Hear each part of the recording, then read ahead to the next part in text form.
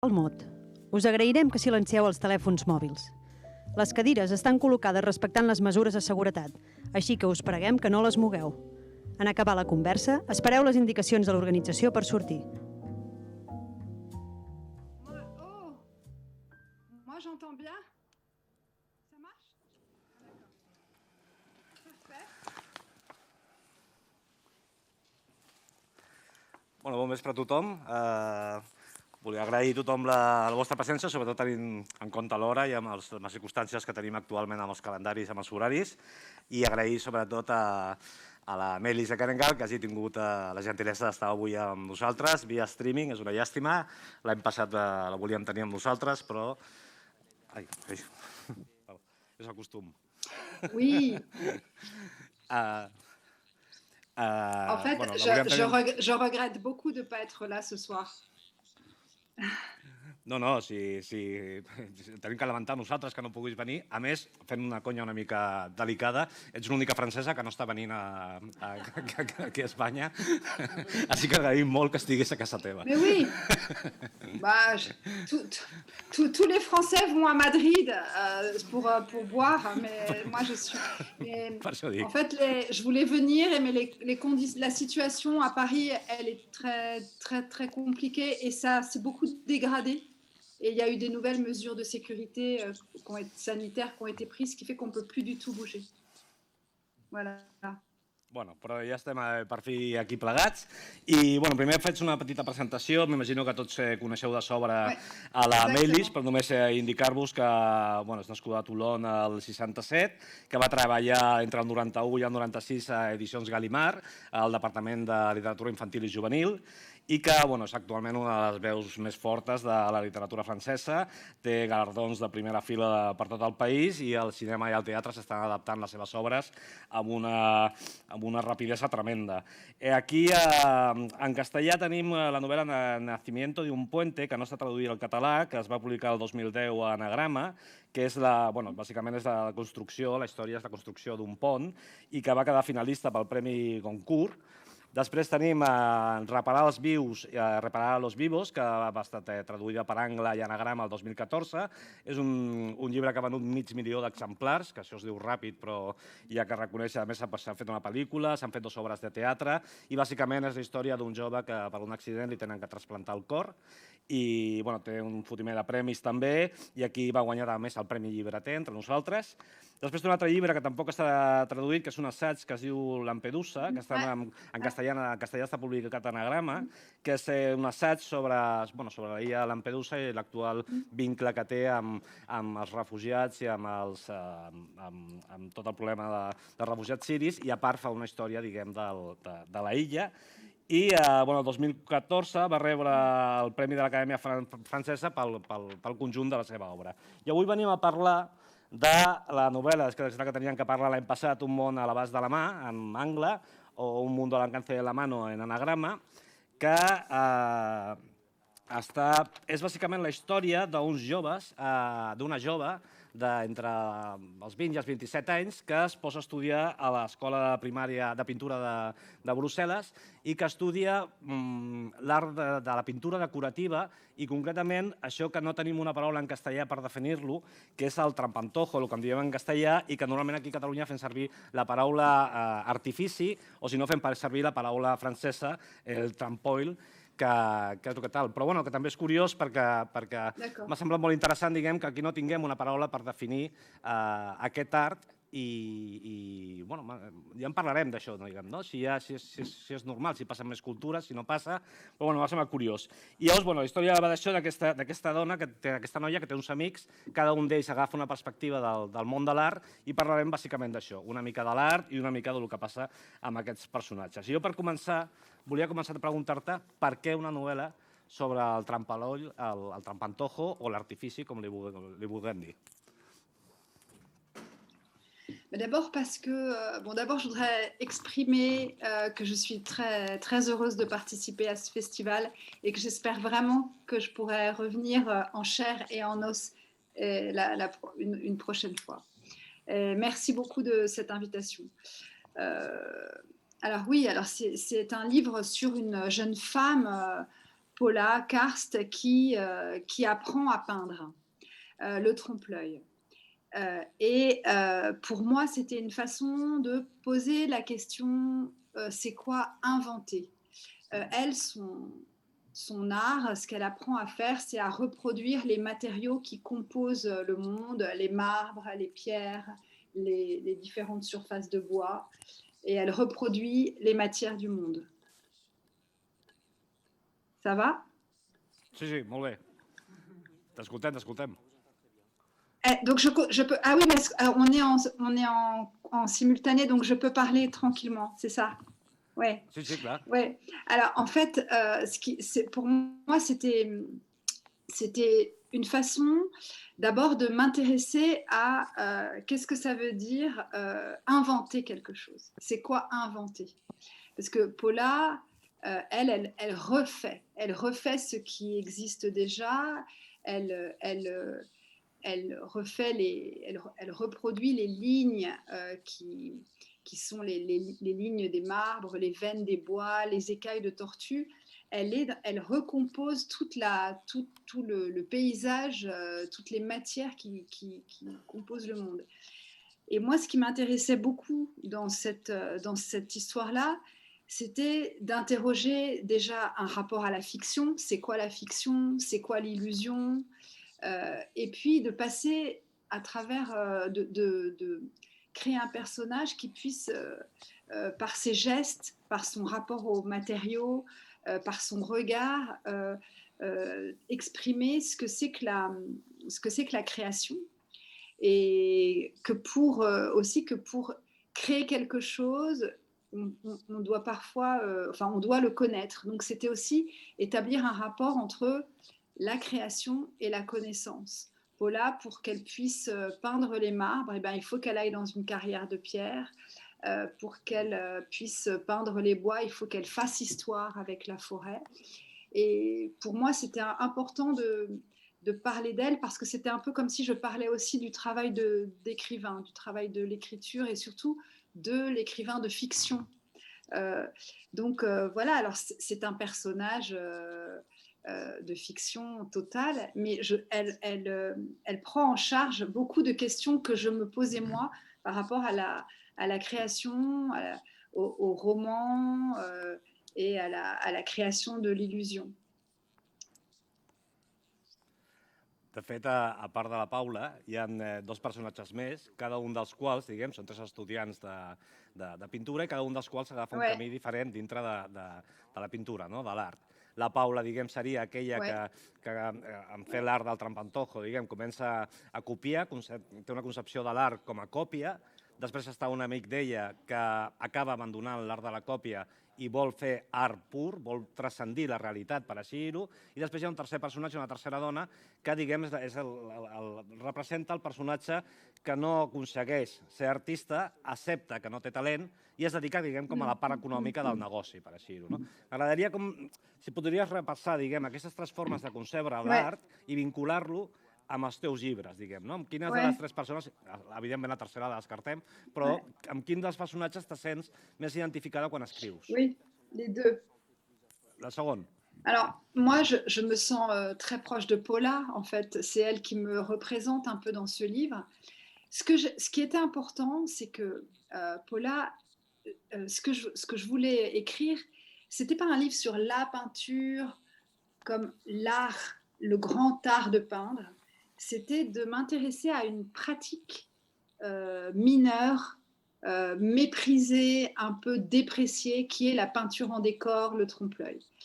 Alors Paula, je me sens proche d'elle parce que elle a besoin de se confronter physiquement aux choses, elle a besoin de se confronter aux matériaux, aux ustensiles, aux outils, et elle a un rapport au travail qui serait un peu semblable au mien. Et ce que j'aime dans Paula, et ce qui est peut-être ce que moi je cherche aussi dans les livres, c'est Paula, elle change. C'est un personnage de roman, donc c'est un personnage qui n'est pas le même au début du livre et à la fin du livre. Il a tout un parcours. Le parcours de Paula, c'est un parcours de connaissance, mais c'est aussi le parcours d'une d'une jeune fille qui devient une femme, enfin qui sort de l'enfance et qui rentre, et de l'adolescence, et qui rentre dans l'âge adulte, et qui commence à rentrer dans la vie professionnelle, et qui quitte ses parents, et il faut qu'elle se débrouille et qu'elle aille d'un petit chantier à l'autre. Alors Paula, elle est pas le don, le génie, c'est pas des catégories qui lui parlent beaucoup.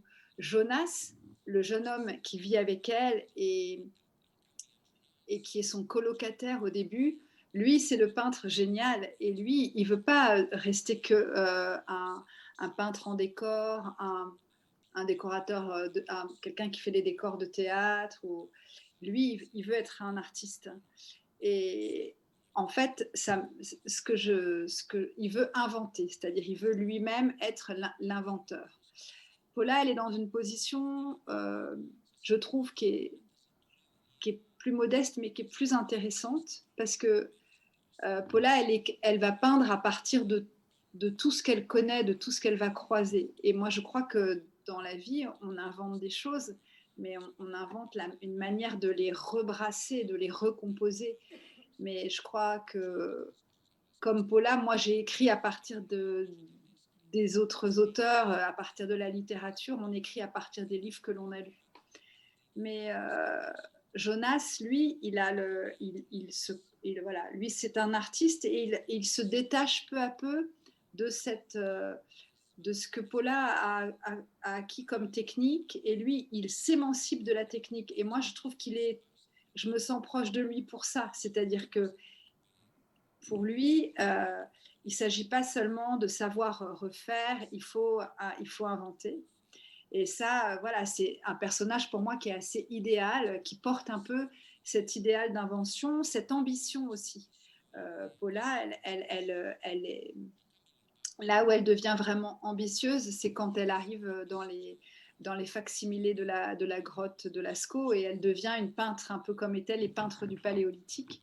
Mais Jonas, lui, il a ce vrai génie, en fait. Il est un étudiant brillant, et puis après, il est un initiateur pour Paula. C'est lui qui va lui montrer les carrières de pierre, qui va lui apprendre à travailler. Et après, leur vie va se séparer, mais ensemble, c'est un livre où il y a une histoire d'amour qui est souterraine, hein, comme un espèce de ruisseau souterrain, et qui ressurgit à la fin du livre, et qui met tout un livre pour que ces deux personnes s'embrassent, etc. Et voilà, il y a une histoire d'amour entre eux qui met du temps à se mettre en place, et il représente un peu les deux aspects, peut-être, de ce qu'est la création, c'est-à-dire où il faut refaire et où il faut acquérir des techniques, etc. Mais il faut aussi avoir cette capacité à prendre un risque, à tout lâcher, à inventer. Ja ens has donat 5 cèntims, diguem, de les feines que aniran tenint la protagonista, però una d'elles és el Cinecittà, la fàbrica de somnis de Roma, el Hollywood d'Europa, per així dir-ho, però ella quan arriba ja està en una època de decadència, aquesta indústria cinematogràfica, i d'alguna manera arriba, diguem, quan tu fas com un apunt de dir aquest tipus d'art s'està acabant, diguem, aquest tipus de cinema s'està acabant. Però m'agrada sobretot la idea que volia veure si podies traslladar a la literatura, de que ella aprèn de seguida que amb cinema no pots reproduir la realitat d'una manera perfecta, perquè després a la pel·lícula la realitat no queda com real, diguem, no? Has de dibuixar una distorsió de la realitat perquè després la pantalla reflexi la realitat, no? I volia preguntar-te també amb literatura, o sigui, preguntar-te això del cinema, però també amb literatura, fins a quin punt tu, per reproduir la realitat, tens que falsificar la realitat. Alors, moi, je crois qu'on est, enfin, comme écrivain de fiction, je me sens très proche de cette idée, c'est-à-dire que je crois qu'il est complètement impossible de reproduire la réalité dans un livre, de la réalité exacte. La question d'ailleurs, c'est comme pour tout, la question n'est pas la question de l'exactitude, mais de la vérité. C'est différent. La Paula, quand elle est dans le trompe-l'œil, elle cherche l'exactitude. Il faut qu'elle arrive à plutôt essayer d'attraper la vérité. Autant je pense que la littérature peut attraper la vérité du monde, mais l'exactitude, parce que le réel nous déborde toujours. La réalité, elle est débordante, elle est si foisonnante qu'aucune phrase ne peut l'attraper tout entière. Surtout que c'est toujours, elle est attrapée, elle est saisie au prisme d'un regard, d'une subjectivité. Il n'y a pas d'universalité en littérature. On est toujours dans la subjectivité d'une sensibilité.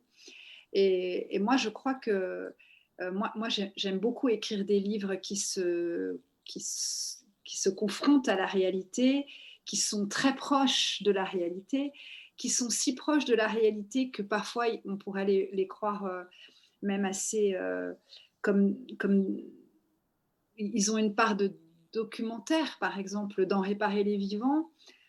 J'avais quand même l'ambition de raconter exactement une transplantation cardiaque et de faire que si quelqu'un se cherchait à savoir ce que c'était qu'une transplantation cardiaque, le livre entier puisse le lui apprendre, le lui dire.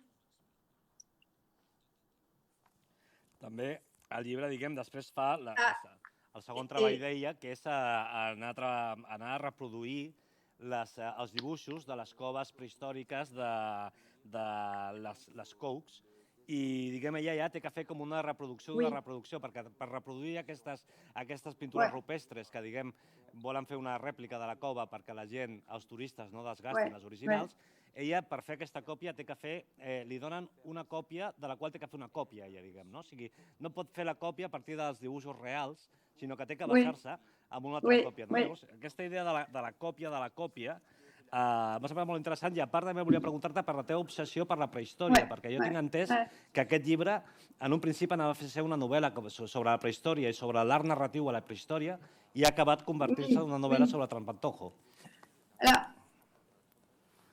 Alors, en fait, d'abord, la préhistoire, c'est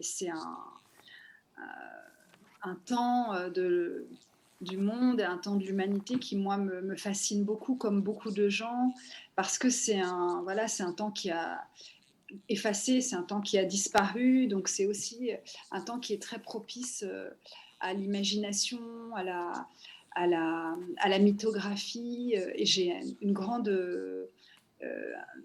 passion pour l'art paléolithique, la peinture, mais aussi pour les pierres. Et ce que j'aime dans la préhistoire, c'est qu'on se confronte à des très, très immenses épaisseurs de temps. C'est un temps très épais. C'est un temps qu'aucune phrase ne peut attraper, mais que l'on peut imaginer. Et que l'on peut imaginer à partir de traces, d'indices, de débris, de déchets, de fossiles, etc. Et ça, c'est un travail pour moi qui est aussi assez proche du travail littéraire, c'est-à-dire que l'on avance en mettant en relation, on avance en mettant en rapport, en faisant des rapprochements, des associations d'idées entre des choses pour imaginer. Et ce qui a été très important pour moi, c'est qu'en France, en 2016, il y a eu entre 2015 et 2016, il y a eu la construction en France de 2 grands facsimilés de grandes grottes, celle de Vallon-Pont d'Arc et puis celle de Lascaux. C'est un peu comme nos Altamira pour la France. Hein. Et en fait, je me suis dit, mais pourquoi est-ce qu'on fabrique des fausses grottes? Pourquoi est-ce que les hommes créent comme ça des anamorphoses, des artefacts pour les reproduire, pour les refaire? Et je me suis vraiment posé cette question parce qu'en fait, c'est vrai que ces grottes, c'est des formes de fiction. On prend son ticket et on rentre. On est aussi comme dans un... ça pourrait être comme dans une grande foire ou comme dans un théâtre. D'ailleurs, ce sont souvent des gens qui travaillent au théâtre en France, par exemple. C'est des gens qui travaillaient au Théâtre du Soleil d'Ariane Mouchkine, qui travaillaient à la scénographie des facsimilés des grottes de la grotte Chauvet. Donc, il y a une collusion entre le théâtre, l'illusion, le spectacle, et puis le facsimilé, le fait de refaire les choses. Et en même temps, je trouve que pour aller plus loin, ce qui est très fort dans la préhistoire, au-delà de tout ce travail d'imagination que l'on peut faire à partir des traces, c'est, je trouve, le fait que on, on doit refaire les gestes pour connaître. Il y a ce livre génial d'un grand préhistorien qui s'appelait André Leroi-Gourhan en France, qui a écrit à propos de la préhistoire, le geste et la main, c'est-à-dire c'est cette idée du geste et du geste de peindre et du geste du peintre. Et Paula, à la fin, elle redevient comme une peintre du paléolithique parce qu'elle va peindre avec les pigments du paléolithique, avec les techniques de l'art rupestre. Et en fait, elle se reconnecte à un temps immémorial, à un temps très ancien, dans le présent. C'est-à-dire que c'est le moment incroyable où dans le présent, un temps éternel fait effraction et rentre dans le présent comme si tout d'un coup le temps se fissurait et il y a une énorme, une énorme temporalité qui remonte. Et ça, je trouvais que c'était assez magnifique. Et puis, moi, j'ai la famille de la mère de mon père vient du sud-ouest, donc près de la grotte de Lascaux. Et pour moi, c'est dans mon imaginaire d'enfant, découvrir une grotte, c'était découvrir des trésors. Enfin, j'allais beaucoup me balader dans les grottes. C'était aussi des visites qu'on faisait, des visites un peu familiales. Et j'ai toujours eu à la fois une fascination pour le mystère aussi d'un temps très ancien et aussi le mystère de la beauté. Et je trouvais que c'était très fascinant que la même année en France, il y ait ces grandes entreprises politiques avec beaucoup d'argent, beaucoup d'artistes, beaucoup de constructeurs, beaucoup de très haute technologie pour reproduire des grottes de la préhistoire. Je me disais, c'est assez fou quand même. Je ne sais pas s'il y a ça pour Altamira, mais je sais qu'à Altamira, on ne peut pas y rentrer. Je crois que ce n'est pas possible de rentrer à Altamira. Donc peut-être qu'il y aura un facsimilé à Altamira, je ne sais pas. Mais pour moi, c'était très important. Et en dernier lieu, ce que je trouve très, très fort dans le facsimilé, c'est-à-dire le fait de refaire les choses, c'est que pour les refaire, il faut les connaître. Et sur ces chantiers, je voyais que les peintres devenaient des préhistoriens et que les préhistoriens devenaient des peintres. Et je me dis que quand on s'intéresse à un sujet, on doit l'imprégner. Je ne dis pas du tout que je suis devenue peintre pour ce livre ou médecin, chirurgien pour le précédent, mais il y a un espèce de savoir. Et pour moi, c'est très important de rappeler que la littérature a une teneur cognitive très forte. La littérature transmet de la connaissance, transmet du savoir. Et je me souviens que quand j'avais 12 ans, je lisais pour connaître le monde, parce que ma vie de petite fille au Havre, enfin me permettait pas de connaître le monde. Et quand on lit Zola ou Balzac ou Cervantes, etc., on a accès à de la fiction, mais que la fiction, elle est porteuse de connaissances, elle est porteuse de savoir. Et moi, je me souviens que je lisais aussi beaucoup pour avoir accès à d'autres vies, à d'autres conditions, à d'autres milieux. Voilà. Et ça, pour moi, c'est important. Pour refaire quelque chose, il faut le connaître. C'est important. De fet, dona la sensació, amb les seves novel·les, que realment el que li interessa és aprendre com la tècnica d'altres oficis, per així dir-ho, no? Perquè tenim El naixement d'un pont, que és una novel·la sobre com es construeix un pont, tenim Reparar els vius, que és una novel·la sobre com es fa un trasplantament de cor i tot l'assumpte tècnic, i ara tenim com es fa un trampantojo, no? Diguem, té aquesta idea de la tècnica com a prioritat, almenys amb les novel·les que tenim traduïdes per aquí, sé que hi ha algunes més, però aquestes sí que tenen aquesta característica en comú, i volia preguntar-li també, perquè també, a part hi ha un rescat de la terminologia d'aquestes disciplines, mèdiques o científiques o artístiques, que vostè rescata i les converteix en literatura quan normalment és un tipus de vocabulari que queda com apartat d'aquesta poesia que se li suposa sempre a la literatura. Alors, oui. Alors, ça, c'est une part très importante de mon travail littéraire. Je dirais presque, c'est devenu un peu comme un art poétique. C'est-à-dire que je vois bien que quand j'écris un livre, je pars de très loin et je m'intéresse toujours à des milieux qui sont sociologiques, professionnels, techniques, culturels, qui sont très loin de moi au départ. Des mondes avec lesquels je n'ai pas de connexion. Et alors, écrire le livre, ça devient faire toute tout ce parcours et tout un travail pour, pour entrer dans ces mondes et les connaître. Et alors, ce qui se joue d'un très important pour moi, c'est sur le plan du langage. Parce que, en fait, évidemment, il y a des moments de recherche. Par exemple, là, j'ai été sur les facsimilés de Chauvet et de Lascaux, mais j'ai aussi été à Bruxelles et j'ai été à Cinecittà et j'ai pu aussi profiter d'un séjour à Moscou pour aller à Mosfilm. J'ai été visiter cette école de Bruxelles, donc il y a une part de déplacement, de virer. J'adore aller sur les lieux des livres, des romans, dont les lieux qui vont apparaître dans les romans, j'aime aller les voir. Mais ce qui est très important pour moi, c'est tout le fait de rencontrer des gens et ce travail à l'oreille, c'est-à-dire qu'est-ce qu'on entend, comment ça parle dans ces lieux-là.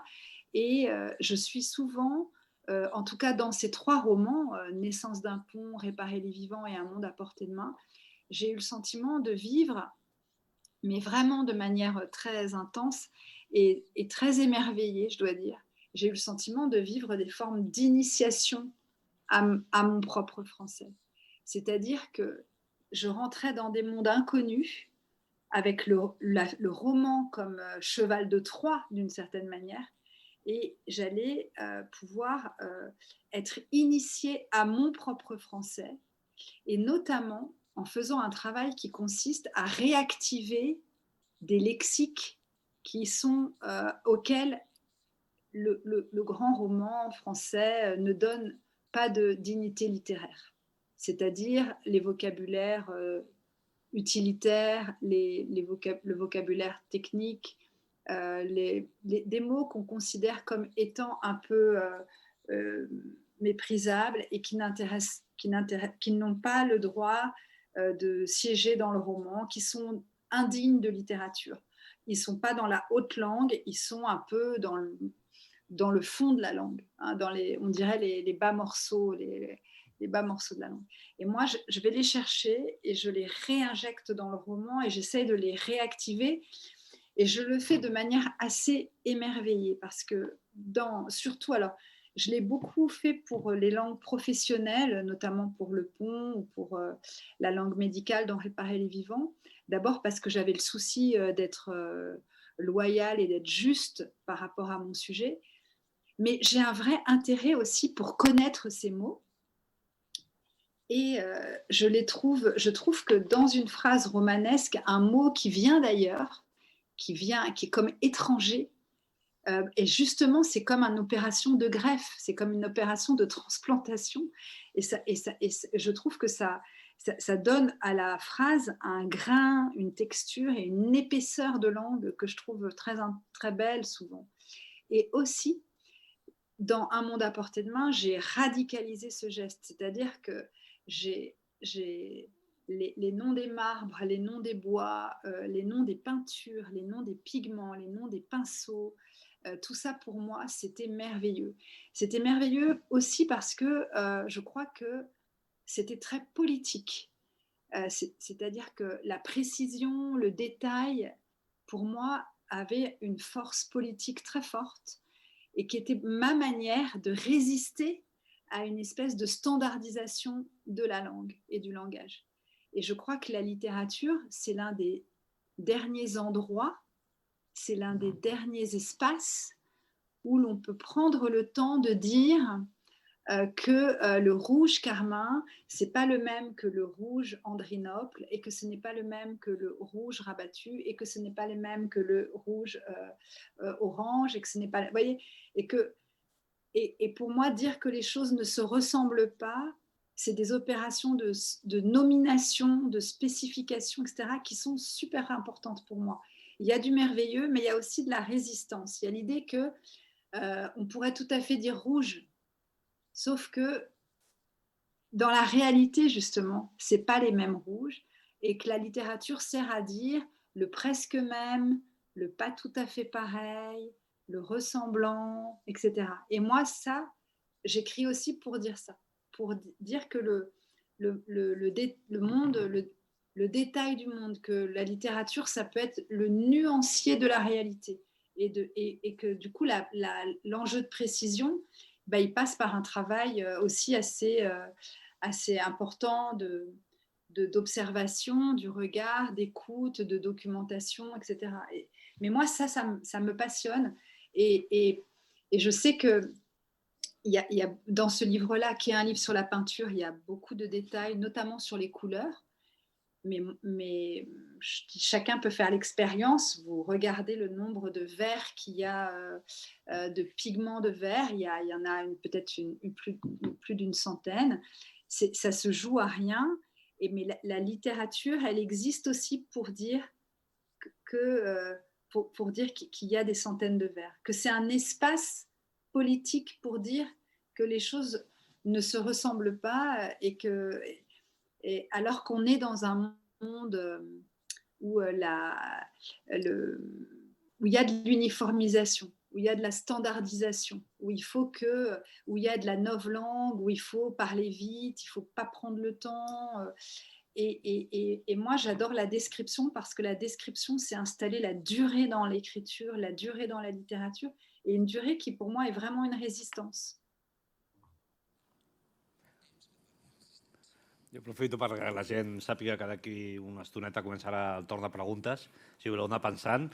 I mentrestant, volia preguntar-te també, la novel·la, normalment tots, quan pensem en artistes, tots pensem en el patiment psicològic que moltes vegades s'atribueix als artistes, bé sigui a vegades només per pel·lícules o tal, però sempre atribuïm, diguem, la cosa psicològica. Però vostè mira el patiment físic, no? I tenim aquesta Paula, que és una pintora, al cap i a la fi, i hi ha moments que vostè a la novel·la comença a descriure el dolor físic que té als ulls, de tant mirar, que és un tipus, una mena de dolor, diguem, que és curiós, no? Diguem, de tant mirar, i es posa bosses d'infusions, i es posa tota mena de medicaments per relaxar els ulls i això. I vostè en alguna entrevista també ha llegit que deia que per vostè escriure era un desgastament físic. Llavors volia preguntar-li fins a quin punt vostè comparteix aquesta cosa del personatge i sent l'escriptura com una cosa física i dolorosa, si és que li passa. Oui, alors, ce que moi j'essaye de faire, c'est quand même ce que j'essaye de mettre en place, c'est une écriture du corps. Et donc, les personnages, pour moi, c'est jamais des psychologies détachées du réel, des psychologies hors sol, comme on dirait. C'est des gens qui sont raccordés au milieu, à la réalité. Et par exemple, je trouve ça beaucoup plus intéressant, plutôt que pour parler d'art, de prendre ce biais-là, parce que c'est un biais déjà qui n'est jamais tellement évoqué. On parle beaucoup justement des tourments psychologiques, etc. Mais Paula, ce qu'elle expérimente quand elle rentre dans cet atelier à Bruxelles, c'est qu'elle doit rester 10 heures par jour devant un panneau, que ça sent la térébenthine, que ça sent l'essence, que ça lui donne mal à la tête, qu'elle a mal au dos à force et qu'elle a mal à l'épaule à force de lever son pinceau, et elle découvre son corps. En fait, elle découvre le corps dans lequel elle est née. C'est un corps qu'elle a assez peu forcé jusqu'ici, enfin qu'elle a assez peu... qu'elle a assez peu fatiguée. Elle ne s'est pas beaucoup fatiguée dans la vie. C'était une étudiante un peu gâtée, avec des parents très aimants, etc. Et tout d'un coup, c'est le choc. Et le choc, il est d'abord physique. Et il est beaucoup au niveau des yeux. Alors ça m'intéressait parce que les ambiances d'atelier, c'est vrai que les ambiances de térébenthine, je sais pas, de white spirit, de tous les vernis, etc. Ça pique un peu les yeux, etc. Et les yeux brûlent. Et pour moi, il y avait cette image de fièvre, une fièvre intérieure qui pouvait se reconnecter à l'idée d'une fièvre qui était vraiment celle d'un regard enfiévré par des produits. Et je trouve que pour moi, c'était très important de montrer cette adversité-là. C'est-à-dire que dans mes livres, il n'y a pas de conflit. Il n'y a jamais un personnage qui est le grand méchant, qui est le personnage négatif et tout. Moi, je montre l'adversité. Et l'adversité, pour Paula, et c'est une notion, l'adversité, qui est très intéressante. Que le conflit, qui est aussi un peu plus banal, il y a un méchant, un gentil, et je trouve que c'est plus dialectique de parler de l'adversité, parce que, en fait, c'est des questions de force qui luttent. Et Paula, elle est forte dans son corps, mais il y a la force de l'adversité qui est liée à la fatigue, à l'épuisement et au fait qu'elle ne peut se fier qu'à son corps, à ses yeux, au toucher, à son sens de l'observation, à la manière dont elle va écouter ce qu'on lui dit, retenir les mots, elle les note dans un carnet, elle les apprend, vous voyez. En fait, elle est comme son corps est à 100%, est intégralement dédié à son art, à sa pratique. Elle est incorporée complètement dans cet acte de peindre. Et en fait, partir du corps, je trouve que c'est toujours intéressant parce que on n'est pas dans les grands mots, ah là là, les grands mots. Quand on part du corps, on est tout de suite dans quelque chose de très concret, de très physique et je trouve de très palpable et de très intéressant parce qu'en fait, le corps, arriver à rendre compte de la fatigue dans un livre, je trouve ça très intéressant. Et moi, quand je dis souvent que quand j'ai commencé à rencontrer des écrivains, au début, quand je publiais mes premiers livres, je trouvais qu'ils étaient très fatigués et je trouvais que c'était, bon, il ne faut pas exagérer, c'était pas quand même la mine, c'était pas quand même l'usine. Je veux dire, les écrivains, ils ont aussi des vies, voilà. Je trouvais quand même que c'était un peu de cinéma, quoi. Et en fait, non, écrire, c'est très fatigant. C'est très fatigant parce que, en fait, on a le sentiment que d'abord que ces opérations de langage, elles n'ont pas lieu que dans le cerveau, elles ont lieu dans tout le corps. Et puis, écrire, c'est long, il faut rester longtemps assis. Bon, on peut se lever et écrire debout comme Victor Hugo, mais on est plutôt assis à une table. On a souvent mal au dos, au cou, etc. Vous voyez, en fait, il y a un peu des parallèles quand même. Et moi qui me moquais un peu des écrivains, je trouvais vraiment un peu des petites natures, toujours fatiguées. En fait, je vois bien que non, c'est vrai, c'est assez fatigant. C'est assez fatigant. Quand on a des journées où on a beaucoup écrit, c'est des journées où on est extrêmement fatigué, où on est épuisé, alors même qu'on est resté peut-être 7-8 heures assis à un bureau. Il y a quelque chose d'exténué, il y a quelque chose d'un épuisement. Vostè viu o vivia al barri on van ocórrer els atemptats de Charlie Hebdo, que, si no m'equivoco, he llegit per algun lloc que li van afectar d'una forma extraordinària a vostè emocionalment i que també van canviar, diguem, el camí d'alguna de les seves novel·les, diguem, no? No sé si podria vincular això amb aquesta novel·la o amb alguna altra que estigui escrivint. En fait, bon, j'ai pas encore vraiment... je suis pas encore revenue vraiment sur cette histoire-là. Il se trouve que je vis dans un quartier où il y a eu en bas de chez moi, il y a eu l'attentat terroriste du 13 novembre 2015 en bas de la maison. Et que par ailleurs, le 15 janvier, donc encore en 2015, c'était pas très loin. Vous voyez, tout se situe dans on dirait un mouchoir de poche. C'est dans une toute petite zone de Paris qu'ont eu lieu les attentats. Et ces attentats, ils ont créé quand même une forme de traumatisme, qui est un traumatisme urbain, qui est un traumatisme géographique, enfin, qui est un traumatisme dans ce quartier-là, où j'ai le sentiment que les choses ne sont jamais redevenues comme avant. Enfin, c'est des... Autour de chez moi, vous voyez, ça a été tellement violent que 5 ans plus tard, c'est encore... là, il va y avoir le procès à la rentrée, le grand procès des attentats du 13 novembre. Là, il y a eu le procès de Charlie Hebdo qui a eu lieu cet hiver. Et si vous voulez, je vois bien qu'on est encore assez traumatisé. Dans ce livre-là, dans Un monde à portée de main, il se trouve que j'ai voulu faire une allusion un peu comme une incision, un peu comme une incise, c'est-à-dire un peu comme un coup à ce qui s'est passé le 7 janvier 2015 pour Charlie Hebdo. Pourquoi ? Parce que la veille de partir à Lascaux, rencontrer des gens qui justement reproduisaient la paroi minérale des grottes, et j'étais assez intéressée par justement ces techniques de minéralisation, etc. Il y a eu les attentats. Et c'était, moi je devais partir le mercredi, et dans la soirée vers 18h, et les attentats de Charlie, ils ont eu lieu le matin. Ce qui fait que ça a été, si vous voulez, le livre auquel je travaillais, il s'est trouvé pris dans cette histoire-là, un peu comme dans une tempête.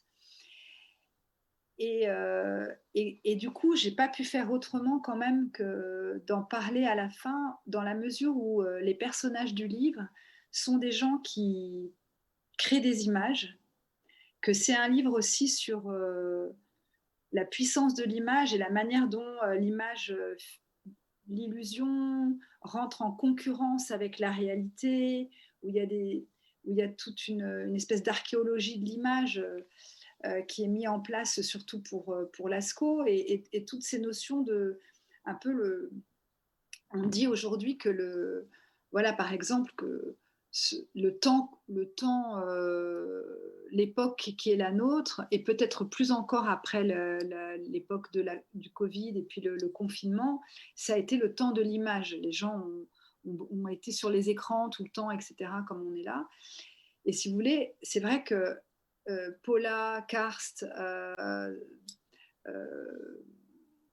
Jonas, Rochens sont vraiment des créateurs d'images, et j'avais envie de signaler cet attentat parce qu'en fait, ceux que l'on a assassinés, c'était les dessinateurs. On est rentré dans un journal qui est essentiellement un journal de dessinateurs, de caricaturistes et de dessins. Et je trouvais que c'était important d'attester le fait que dès le début, le livre avait été pris dans cette espèce de choc, en fait. Et je pense que j'aimerais un jour raconter ce qui s'est passé dans le quartier, en fait, vraiment dans les rues, quoi. Un travail plutôt topographique. Parce qu'en fait, ces attentats, ils se sont produits dans un espèce de maillage de rues très serré, en fait. Et toute la question des déplacements, des circulations, des terrasses, des bars, etc., c'est un quartier qu'on a attaqué, en fait. C'était pas disséminé partout, c'était vraiment un quartier. Et ça, par exemple, c'est quelque chose que j'aimerais raconter un jour, mais peut-être bientôt, je sais pas. No sé si per aquí tenim alguna pregunta per l'autora. Tenim un públic tímid. A veure, no he vist ningú, no? És que jo tinc els focus, tampoc veig gaire, però em penso que no... Bueno, jo ho vaig fent, i si algú vol fer alguna pregunta, que aixequi la mà.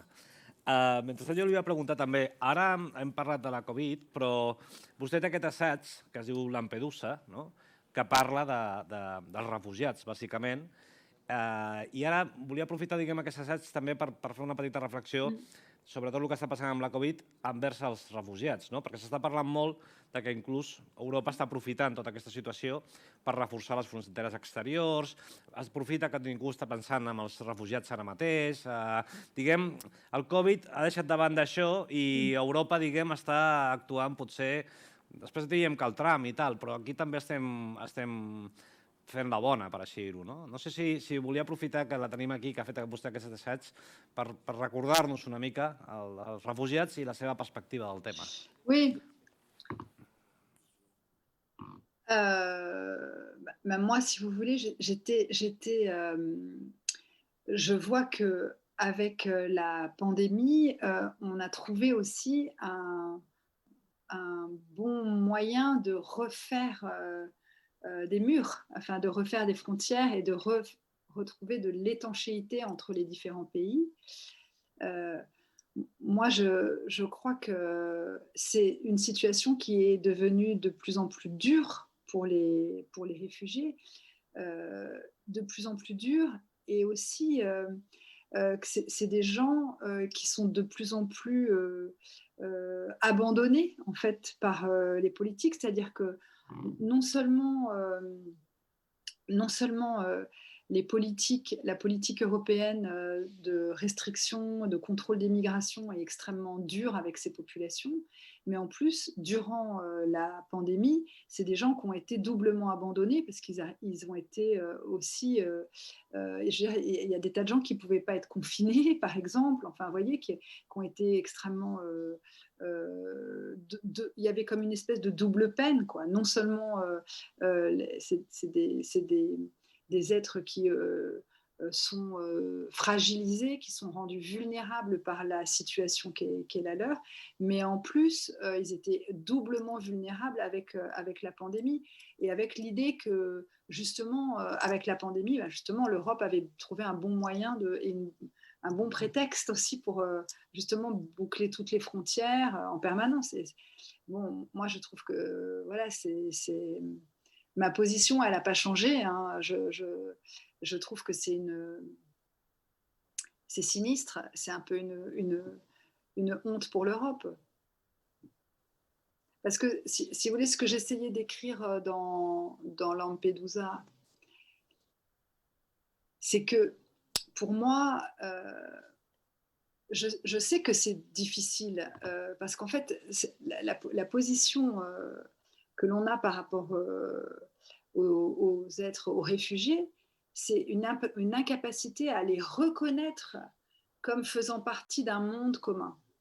C'est cette idée de monde commun qu'on n'arrive pas à partager. C'est-à-dire qu'en gros, il y a une espèce de... On ne reconnaît pas l'altérité, et on ne les reconnaît pas comme une part de l'humanité. C'est-à-dire que le fait que ces navires chargés de réfugiés continuent à sombrer en Méditerranée, c'est l'espace politique européen. C'est pas loin, c'est chez nous, en fait, vous voyez. Et ça, pour moi, c'est quelque chose qui je trouve que sur le plan, en plus, d'un continent qui est marqué par une culture qui devrait être celle de l'hospitalité, de la charité, etc., je trouve que c'est assez insupportable. Tornant una mica a la literatura, vostè ha comentat en alguna ocasió que una declaració concreta que li he tret d'una entrevista que deia: crec que la puntuació representa la part més íntima de l'autor en un text. I llegint les seves novel·les realment es veu una puntuació i unes frases, diguem, com molt puntuades, perdoni per la repetició, però també molt musicals, molt allargades, molt treballades. Volia preguntar-li sobre la puntuació en concret, perquè és una autora que té molt destacat això. Oui, en fait, ce qui est intéressant avec la ponctuation, pour moi, c'est que la ponctuation, c'est le corps vraiment de l'auteur qui bascule dans la phrase. C'est la ponctuation. D'ailleurs, ce qui est intéressant, je pense que c'est la même chose en Catalogne, en Espagne, c'est l'idée que quand un éditeur, quand on remet le texte à l'éditeur, il y a des étapes de correction. Donc, il y a une première étape, mais la ponctuation, c'est la part de l'auteur. voyez, alors il y a une ponctuation qui est académique, qui est la manière dont les textes sont ponctués, gna, gna, gna, depuis toujours, etc. Mais moi, je voyais, parce que là, je finis un texte et je voyais avec la correctrice, elle m'a dit non, mais la ponctuation, c'est vous. Pourquoi? Parce que c'est la manière dont moi, je vais lire mon texte, reprendre ma respiration, accélérer, ralentir. C'est la façon dont mon corps finalement filtre, dont ma voix filtre le langage, enfin filtre la langue du texte. Et c'est un truc très très personnel. Et d'ailleurs, on le voit, moi je vois bien que souvent, un auteur m'intéresse. Les auteurs qui m'intéressent, ils ont souvent des ponctuations qui me permettent de les entendre. En fait, c'est l'idée de la voix. En fait, c'est l'idée, on entend le souffle, on entend les pauses, etc. Et cette idée de la voix, il n'y a que la ponctuation qui peut la donner. Et je trouve qu'on a toujours intérêt à y faire très attention d'abord, et puis aussi à la rendre personnelle.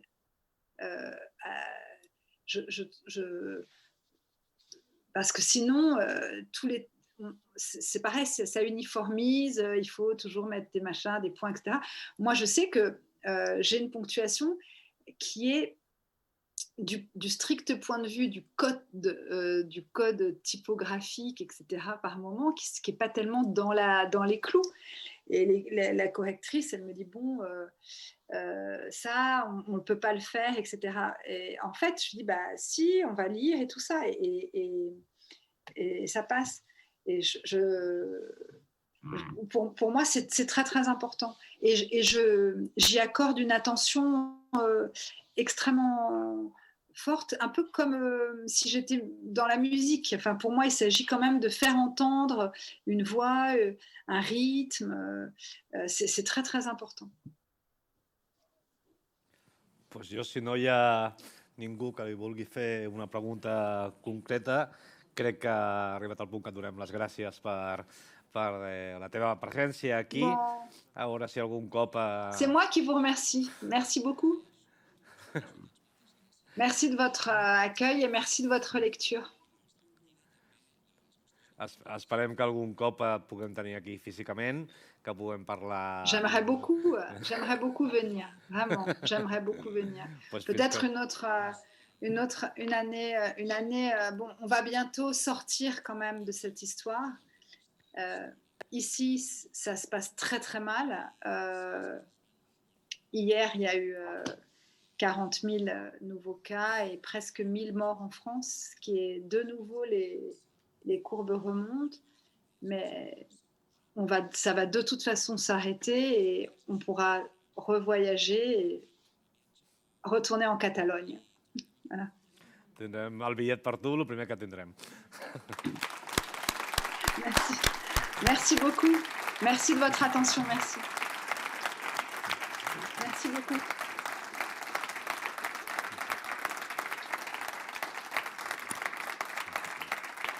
À bientôt.